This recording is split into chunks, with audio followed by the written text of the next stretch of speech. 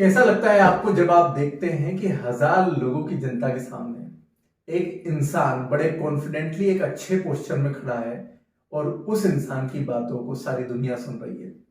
लाल किले पर जब प्रधानमंत्री नरेंद्र मोदी अपना भाषण देते हैं, अगर उस जगह पर आप खड़े हो तो आपको कैसा महसूस होगा? अगर आपके अंदर वो कॉन्फिडेंस हो जिसके साथ आप हजारों लोगों के ऑडियंस को संबोधित कर पाए, तो आप अपने आप को एम्पावर्ड महसूस करेंगे या नहीं? अगर आपका जवाब है हाँ, तो इस वीडियो में मैं आपके साथ में शेयर करूंगा वो 5 टूल्स जिन्हें डेवलप कर आप भी अपने आप को एक कॉन्फिडेंट, मजबूत पब्लिक स्पीकर की तरह दुनिया के सामने पेश कर सकते हैं। पब्लिक स्पीकिंग में सबसे पहली जो चीज जिसका आपको ध्यान में रखना चाहिए वो है नो योर ऑडियंस।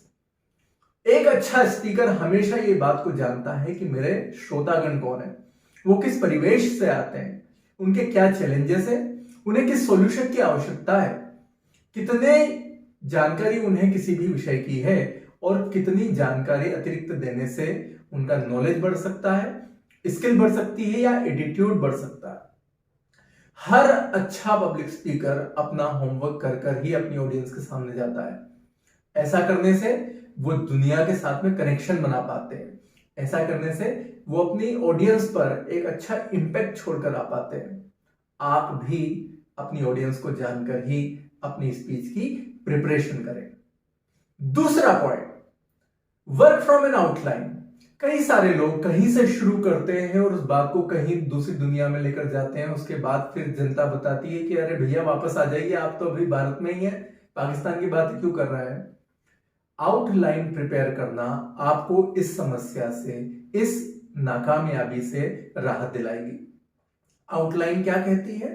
आपको सबसे पहले एक परिप्रेक्ष्य सेट करना है, कॉन्टेक्स्ट सेट करना है कि हम किसी भी विषय पर आज बात करने की आवश्यकता क्यों महसूस कर रहे हैं, इसमें उनके लिए क्या छुपा हुआ है, इस विषय को सुनने के बाद में उन्हें क्या अतिरिक्त जानकारी मिलेगी जो उनके पास नहीं थी, उन्हें क्या ऐसा सॉल्यूशन मिलेगा जिसको वो ढूंढना चाह रहे थे। अगर आप एक आउटलाइन प्रिपेयर करके अपना कंटेंट अपनी जनता के सामने लेकर जाते हैं तो आपकी ऑडियंस आपके साथ में कनेक्टेड महसूस करेगी। तीसरा पॉइंट जो कि है टेल ए स्टोरी। स्टोरी की खासियत क्या होती है? जब भी आप किसी कहानी को सुनते हैं तो आपका चेतन मस्तिष्क बाईपास हो चुका होता है। आपका अवचेतन उस कहानी के साथ में अपने आप को इमेजिन करना शुरू कर देता है। याद है ना आपको, एक बार की बात है, एक कछुआ और एक खरगोश, दोनों के बीच में एक बात हुई, चलो प्रतिस्पर्धा करते हैं। यहां से 2 किलोमीटर के डिस्टेंस पर जो नारियल का पेड़ है वहां तक हमें दौड़ना है। जो पहले पहुंचेगा उसको बहुत सारे नारियल खाने को मिलेंगे और वही होगा विजेता। आपने भी तो सुनना शुरू कर दिया ना। जितनी भी चीजें आपको बचपन से आज तक याद होंगी, आपके स्कूल टाइम की भी, उसमें मैक्सिमम कहानियां होंगी। आप जिस किसी भी पब्लिक स्पीकर को पसंद करते हैं, चाहे फिर वो नरेंद्र मोदी हो, चाहे फिर वो सदगुरु जग्गी वासुदेव हो, चाहे फिर वो एंथोनी रॉबिन्स हो, ये सारे वो लोग हैं जो अच्छे स्टोरी टेलर है। कहानी का समावेश, कहानीकार वाला गुण एक पब्लिक स्पीकर में सबसे अच्छा गुण होता है।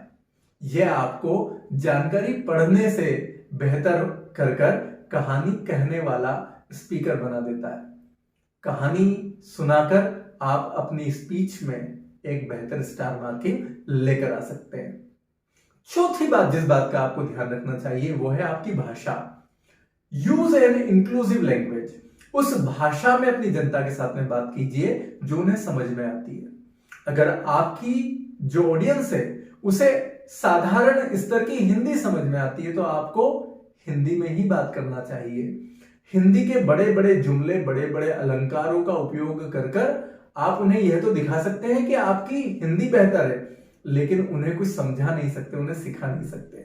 कई बार जब पूछा जाता है श्रोतागण से कि आज आपने क्या सुना, तो कहते हैं स्पीकर तो बहुत अच्छे थे, बहुत बढ़िया बोले, लेकिन वो कभी ये नहीं बता पाएंगे कि क्या बोले, क्या सीख कर आए हैं। Language plays a very big significant role in public speaking. सबसे अंतिम और महत्वपूर्ण बात जो है सवाल जवाब के लिए तैयार होना। ये वो जगह है जहां पर आप अपनी ऑडियंस के दिल में अपनी एक बहुत अच्छी छवि को छोड़कर आ सकते हैं। 50% इज योर स्पीच।